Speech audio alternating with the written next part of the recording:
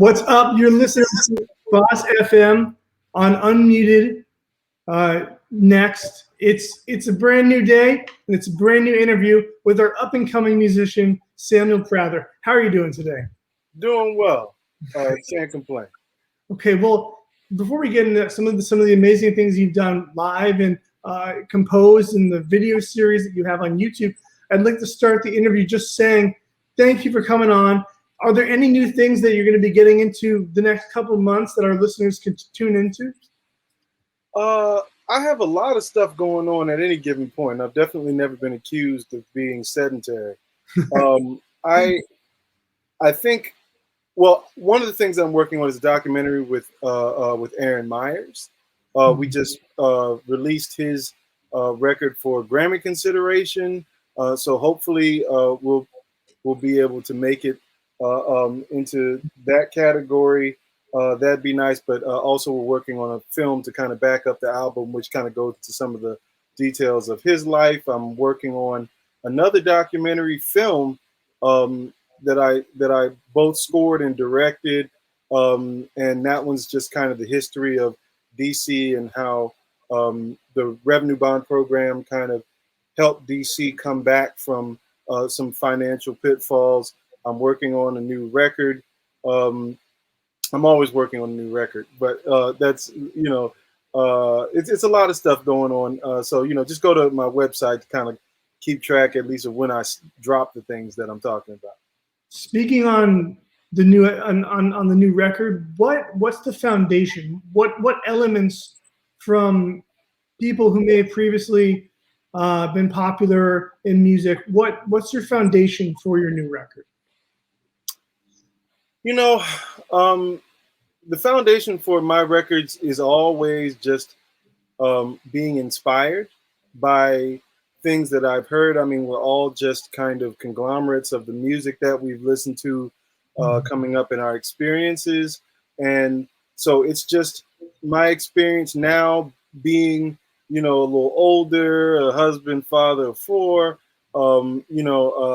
that has a slightly different coloring to it than some of my earlier stuff. But it's always just trying to capture the moment and make people feel good. How do you manage to keep an artistic career as complex as yours with 4 children in a life? It's, something that, just like anything else in life, that I'm learning about it every day. It's good to have a great partner. It's also good to just have some realistic goals about what you're trying to do. I think that nobody would ask a carpenter or something, like if you were talking to Elon Musk or somebody, right? It's like, well, how do you balance, your family work? It's the same way everybody else balances work and family. In fact, I think I have some advantages that, people in other professions don't have. In a lot of ways, I get to work from home in a lot of cases.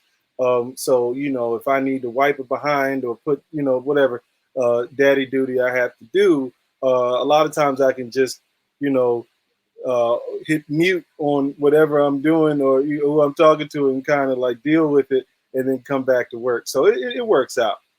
Tell me about your new work, your new documentary with Aaron Myers. Well, that documentary, it's basically started out as when he was doing his record. I said, hey, Aaron, we should do, some behind the scenes stuff for the record. And he's always been a great storyteller, had some amazing stories.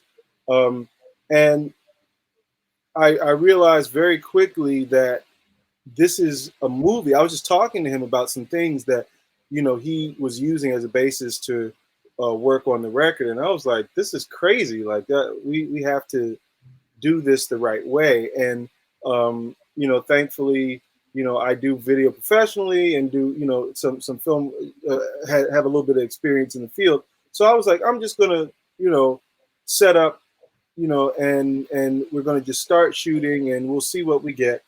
And I think very quickly that evolved into, okay, now we need to get some B-roll and talk to your mom and some of these other people that are part of this story because it was just so incredible going from a kid who grew up in rural Texas, or I would say like a small town in Texas, like 300 people, and managed to be a LGBTQ piano virtuoso who, ran for mayor, had a potentially career-ending injury, had to learn to be a comedian and vocalist to try and make it in LA amongst other hijinks on his way to being this staple of DC politics and nonprofit culture. It's just like he's and this is the boring retelling, Right. check out some of his stories on these things are really pretty amazing. Yeah, people need to know. You got to get that out. I mean, when I met Aaron, he's also an incredibly genuine and kind person too. Yeah. It's not like he's some like a-hole behind the scenes trying to figure out. He's genuine. He's happy. He's happy in his own skin. You know what I mean? He's just a very good guy. And on top of that, good guy, always is advocating for those who can't advocate for themselves. But on top of that, he's also one of the most effective just human beings I think that anybody could imagine.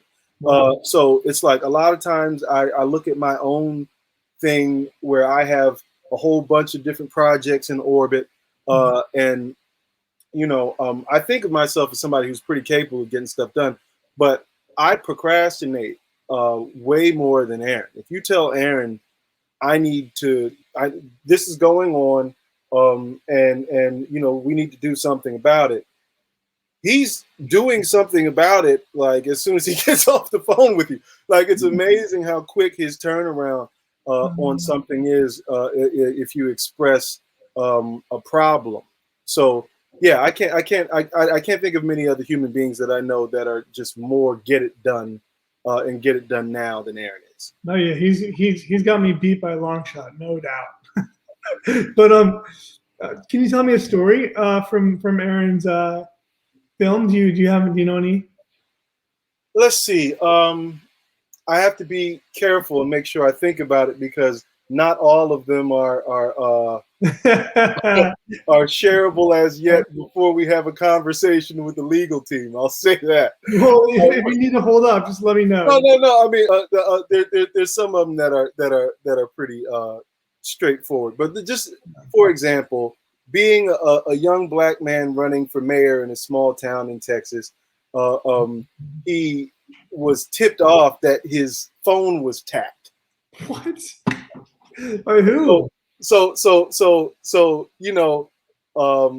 they tried to smear him as being like a drug dealer and all this other stuff. I mean, it's crazy. And all that stuff is on the record. They have the newspaper and stuff where they tried to paint him. They had to print a retraction, and so I guess the retraction ended up being free press for him. But that still is something that I don't think many people, especially of his age, have had to deal with. So that's there was another story which I loved when he got back from the army and or from service. I don't remember which branch, but somebody, an older white gentleman that knew his grandfather, addressed his grandfather by his first name, and he was younger by probably by a generation or so, and calling him by his first name, and not in front of his grandfather, but he pulled said gentleman aside and was like, if you ever, his name is Mr. to you, it's like just a respect thing. And it's just in Texas, being a brother who's bold enough to pull aside, a white guy and set him straight that way is definitely a courageous personality. Right. I mean, a lot of the stories that are told, especially coming from a small town in Texas, being African American, you're going to go through some hardships that no other kind of race would have to deal with. and especially if he ran for office there. It must have been tremendously difficult for him to do. One of my favorite things about Aaron is that he can just talk off the top of his head, and for the most part, it makes perfect sense, and you can get behind what he's saying. So I see personally. I see a path to politics. I can imagine that. Yeah, I mean, he served on the Obama campaign. They flew him to Florida. I mean, this is what, like, it's just so much stuff that is nuts. Like, who else do you know that was such a political force in their hometown that they got a call from the Barack Obama campaign to go campaign in another state? I'd say 1 in every 10,000. Right. Yeah. It's such a small percentage, yet it's so big, and that's why you need to bring these stories to life. You need to bring these stories to life over film, so that people's mind can be changed and people will understand who Aaron really is. Yeah, absolutely. Yeah, for sure. I'm excited to hear when it comes out. Is there any tentative date so far? I think there's going to be a trailer released in September, so we're a couple weeks away from the official release of the trailer, and we're trying to get it together to be released on Mechaflix. So we'll see, and that's also right in time for Grammy season. So hopefully we'll have a lot of good news in September. I'm sure you will. Now I'd like to move subjects and now talk about the video tutorials that you've been putting out for some time now in Reason. And I think that's a really niche way to gain support and to show people how to produce. Yeah, I mean, for me, I've always been a huge Reason guy. I've used other stuff, Pro Tools, etc. But what I found is that if you don't show people kind of some basic tenets of, and this goes with anything. This is, yes, I'm using Reason because that's what I'm most comfortable with. But it's really just about sharing knowledge as somebody who is personally greedy in the way that I consume. So when I hear somebody else's record who clearly doesn't understand how to use a compressor or something, like if I really like somebody's music, but it's like, geez, man, if you knew how to use the EQ and the compressor, it would have been like that much better. It's not really, unless somebody's like a really close personal friend, I'm not going to be like, hey, bro, this is what you should have done here. But what I do instead is I make this show and give people an opportunity to have access to the information at their own, at their own pace. And so if somebody wants to learn my process on mixing or my process on side chaining or EQing or just drum programming, etc. There's episodes dedicated to all of that stuff, and I just do my best to make it as fun as possible and work from there. Yeah, I can see that each episode is like a package and kind of presenting an effective medium for Reason, but not only for Reason, because you're demonstrating technical terms that are, they stretch across all platforms. Is Reason really your favorite platform, or is it Pro Tools or something? No, definitely Reason's my favorite platform. It's what I use to create anything that I have any significant hand in.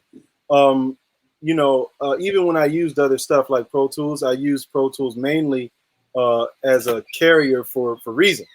So I would rewire Reason through Pro Tools. And at the time, it was because Pro Tools had some features that Reason didn't have. But I stopped using pretty much every other DAW as soon as Reason became fully integrated with the ability to record. Yeah, I remember Reason from my early years in production, and the whole idea about the patching cables and how everything was visual. That was pretty cool. Yeah, it's definitely to me, I think was becoming a lost art. It made a lot more sense, 20 years ago. But the idea of the physical stuff in the studio being completely disconnected from the creation of music is kind of scary to me. So you see all these advertisements, at least I do, and that's probably because of Google's ad targeting, but I see all these advertisements for MIDI packs and all these plugins that are really just, fancy compressors and, a replacement, the MIDI being a replacement for having to know how to, play the instruments. And it's kind of frightening as a musician, because not necessarily because of competition, but just because of fear that the knowledge is going to be lost. I look at some of these really user-friendly kind of compressor things that they make that, make everybody's stuff kind of sound the same because it's so limited in what it can do. And it's cool, stuff sounds cool coming out of it. Right. But to me, not as cool as it would be if the people using that stuff also knew the science behind it, like what's happening from an audio standpoint. Right. And I think that would make music as a whole better for everybody.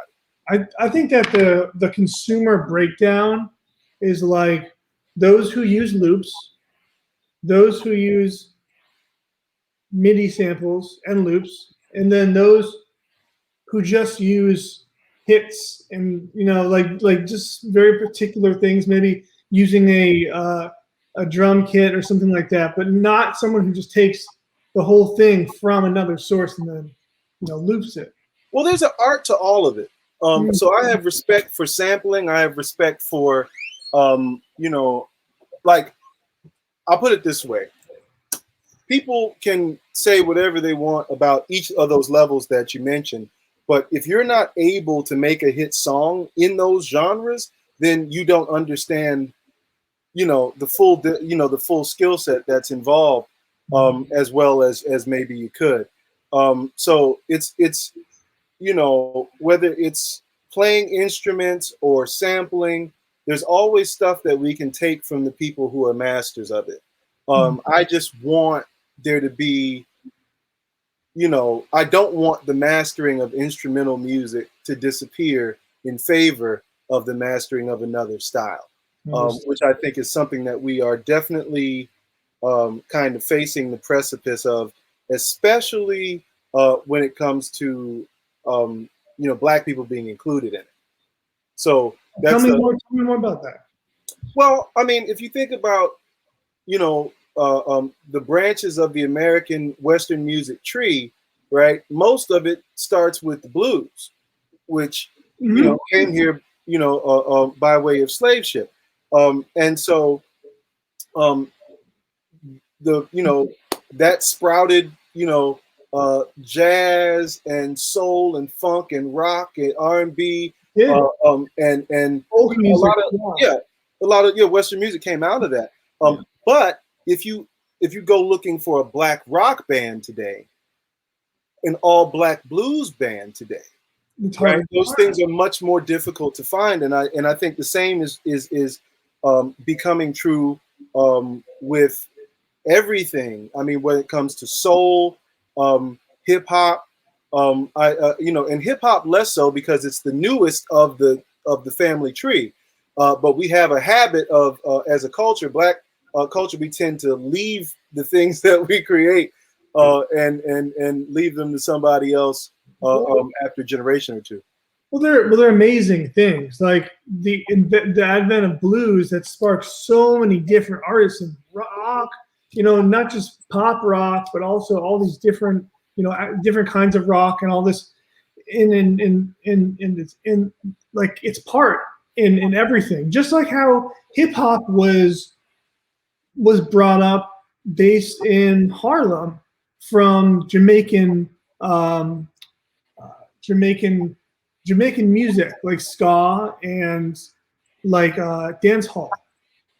Like there was someone at the dance hall in Jamaica talking over the crowd to get everyone hyped, and then there was a DJ playing the breaks, and that came directly into New York and Harlem, and now we have Grandmaster Flash, and then boom. Yeah, absolutely. Yeah, and so my thing about that is, like, I want for the cultural legacy of everything on that tree to be available, not just to people who can afford to study it at a 4-year university or go to a magnet high school or something like that. This is something that really should be available for everybody, especially the cultures that created it. Well, I do have to say something there. You can find this at the best price at a community college near you. Because this is offered in community college, but it's a little bit less money than a 4-year institution. I agree. The only thing, sure, there are smaller institutions that have great teachers and I'm not saying that they all do a bad job in terms of executing, but part of the experience is also the scene. So kids don't spend the money going to Berkeley because the curriculum and the staff is unmatchable. They go to Berkeley because they're going to be in this place surrounded by other like-minded musicians who are going to challenge them, who are going to be their network when they graduate. That's the real selling point for the higher end kind of education. But I do, I'm all in favor of the community college as well. I just want to see the scene be better at those places. Like, I don't want somebody who's serious about playing music as a career to be the only person in their class that's serious about it playing, as a career. Right, because then what are they going to do when they graduate? Exactly. Who's going to call them for gigs? Who are they going to call for gigs? So the end way around that is if you're at a school where you're getting good instruction, but the scene isn't there, then go find the scene in whatever city that you're in. So there's most cities there's a jam session somewhere, and make your way to that. Get outside of the university as fast as you can. Yeah, and a lot of the time these days, those who have experience in the industry get jobs more quickly than someone who has a bachelor's degree. And that being said, that makes you wonder: is a bachelor's degree even worth it? I think it has its place. If you want to teach, I think if you make a big enough splash in the music world, they'll probably give you a degree, honorary degree. But in terms of the financial side of it, I would say it's definitely not as big a thing as it has been in the past. And I've never been on a big gig where somebody's asked me where I went to school. But there's certain things that I would say that, like, there's certain things that only a formal education is going to teach you, especially when it comes to writing and arranging for especially large ensembles, but to a degree, medium ensembles as well. So, if I hadn't went to school, me writing for groove orchestra and having charts that are even close to right would have been tough. Having a degree does give you that, yes. Yeah. And the other thing that a degree does, I don't care what school you go to, shows people that might want to employ you in a more official capacity. So like grant applications and things like that. That it shows people that you know how to negotiate a certain level of red tape and BS. Because if you got a degree from high school, you probably had to go through the admin building at whatever campus and figure it out. Well, let's get into some more of the business behind recording. Can you tell me a little bit about the business side for your own performing? Do you have a booking agent? Do you do that by yourself? Yeah, I wish. Yeah. It's something that I'm trying to move towards, and something that I've definitely considered more as I'm getting a lot more of the business in through the video side these days than I used to. COVID definitely obviously shut the tap off for the music stuff for the last 18 months or Yeah. so. But I've in terms of management, as a solo artist, I've just managed myself, and not managed myself. So I would recommend, a good manager can really multiply the effectiveness of anything that anybody's doing. But a bad manager can be equally as destructive. So I would say there's not really, to me, a great argument for or against having a manager. There's an argument for having the right one. Right, where someone who has to be honest, a good street eye, someone who can see, is this going to be a legit deal? Who am I dealing with here? Someone who can read people, right? Yeah, all those things, and really just somebody who understands your music. Somebody understands what you're trying to do, has a basic understanding of who that's for, and also having an ability to act as you would. So that's really, I think, most of the times where management has a disagreement with an artist is from a lack of understanding of basically who that artist is as an artist, and then them making decisions in that person's or that group's stead that are inconsistent with what they would want. So I feel like when you have a manager that really knows the band, knows what the band is trying to do, then that manager is able to kind of get in there and make decisions on the band's behalf and allow them to create, which is really what the manager is really designed to do.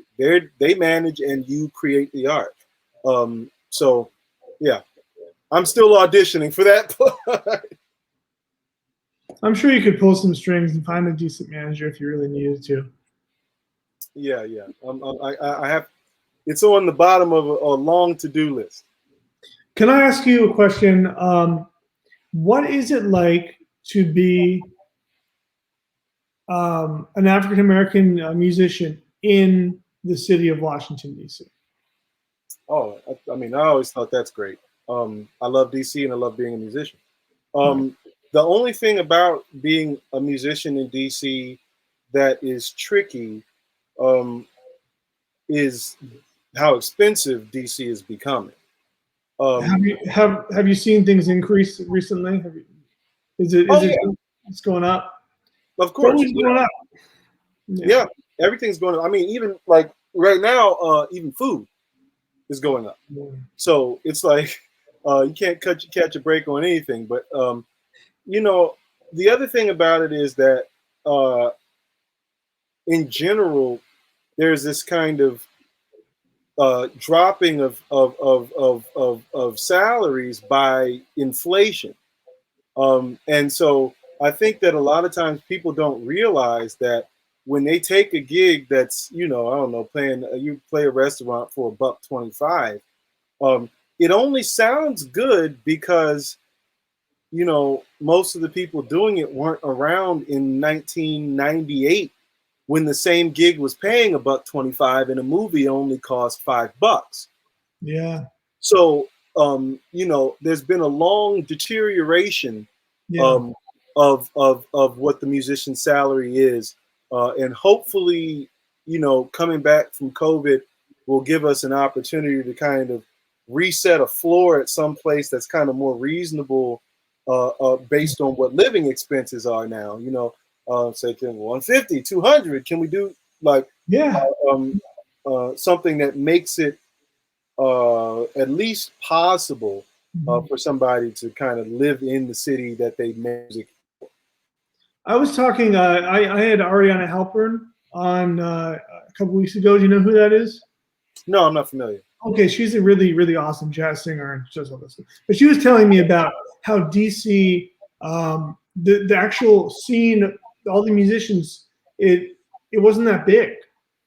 Like everyone knew everyone, and she was thinking, okay, what do you do in this? Do you move to a bigger city? What do you do to continue to expand when the whole circle isn't that large?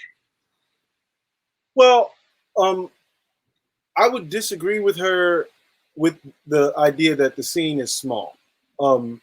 I think that the scene in individual genres is small.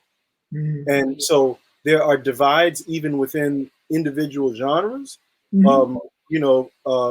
Class and race are still apart. In the jazz scene, there are definitely like a different set of cats that have like the higher paying hotel gigs and background gigs that of a certain type, and then you have other folks that are generally working more in like the restaurants and club scene. Yes. Um, Mhm. but you also have um, completely different musicians that don't overlap at all. There's some overlap, but there's some whole different scenes in terms of like the soul scene and the gospel scene and the go-go scene and the rock scene and the classical scene, and the Latin scene, like the salsa and Yeah, man. reggae, etc. DC is such a, it's an amazing melting pot of all these different cultures. So I would say, short of New York, if you're not going to New York, then anything better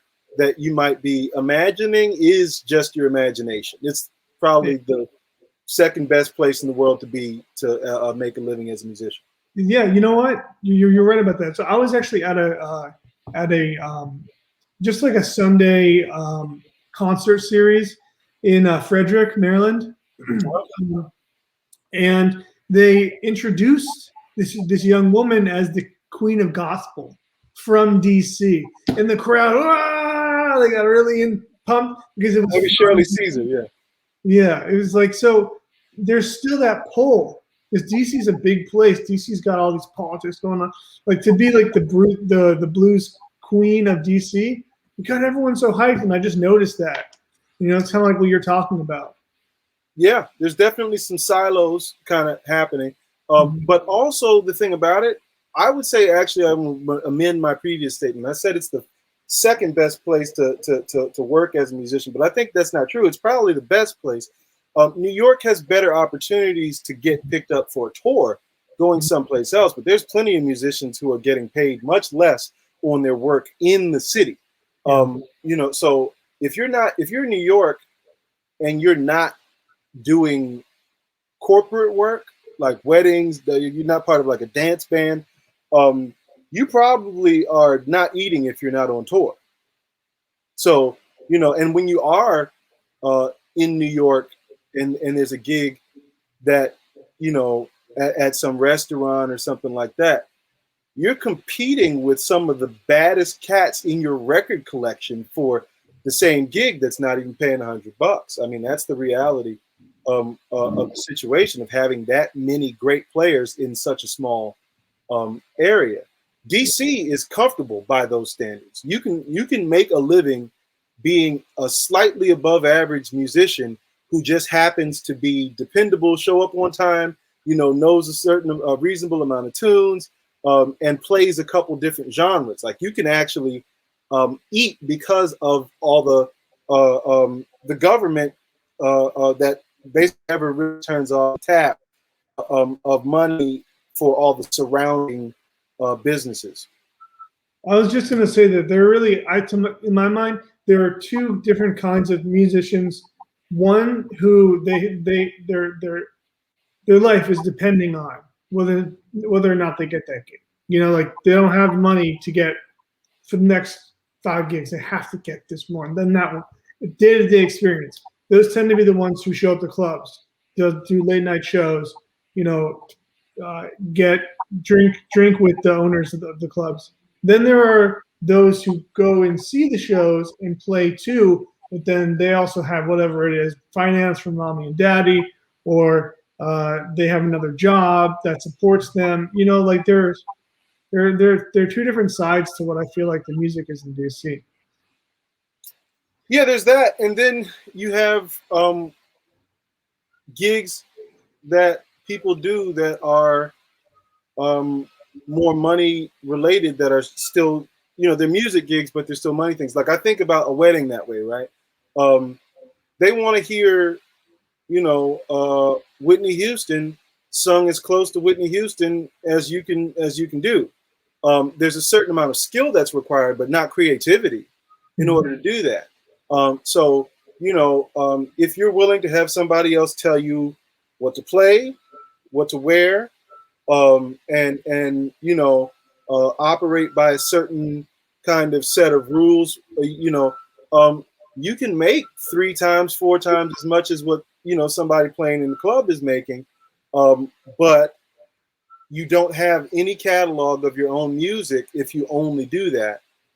So what are you going to do when it's time to retire, etc.?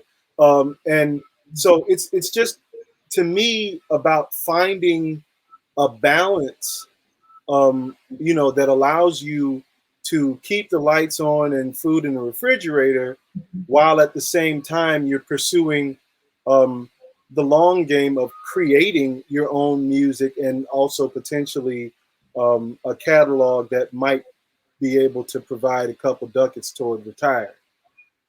Yeah, you got to think about that long term. A lot of people don't think about that, but it's coming up behind you. Yeah. Oh, yeah. That's one thing is they say death and taxes are certain, but you only have 2 choices: you get old or you don't. And so I think we need to do a better job of protecting ourselves as musicians for our later years, because I think society has made it clear that they're not going to do it. Being a prolific musician and also producer as yourself,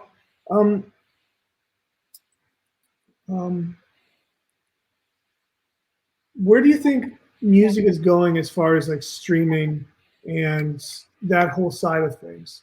How do you make money creating your own music anymore? The only way to make a significant amount of money with your own music, in my opinion, is getting placements in like ads or movies, etc. with your music. You have to own your catalog, because all the other avenues are either very temporary or not nearly as lucrative as you think. So I don't even, like, when I release a record, and that might be part of the reason why I'm not bigger than I am, but I'm not necessarily releasing the record in hopes that my record will make money now. I'm releasing that record because, one, it's going to burn a hole in me if I don't get it out. Yeah. But at the same time, it's an investment in the future. So I know lots of people, like, for example, the Isley Brothers. They had, Between the Sheets was not a big song, when it came out. Mm-hmm. It was not nearly as big a song as it is now when Ice Cube sampled it. Yeah. So the fact that Ice Cube sampled it, brought the tune back to life, brought a ton of money. So a lot of the people that were complaining about sampling in the 80s, when they started seeing their friends get these checks, these royalty checks, the tone changed a little bit. So I think, in terms of a game plan, I think a lot more musicians need to have more options for streams of income with the art that they create. And that's really, to me, the key, because not one single thing is really dependable, in the long term. Mm-hmm. Very good. So we pretty much come to 39 minutes. So this has been a great interview. Do you have anything else you want to share with our audience before going? Just, check out if you're interested in mixing and mastering, or hearing music that is not your average kind of run-of-the-mill thing. We used to joke about it and say, this is music that you have to rehearse, right? If you like that kind of thing, check me out at SamuelPrather.com. That's my website, and I don't like surprises, so my Instagram is Samuel Prather, and my Twitter is Samuel Prather, and you know, whatever else I have, if you want to donate, is probably, you know, all my handles are Samuel Prather. That's right. Get all your stuff from Mr. Prather here.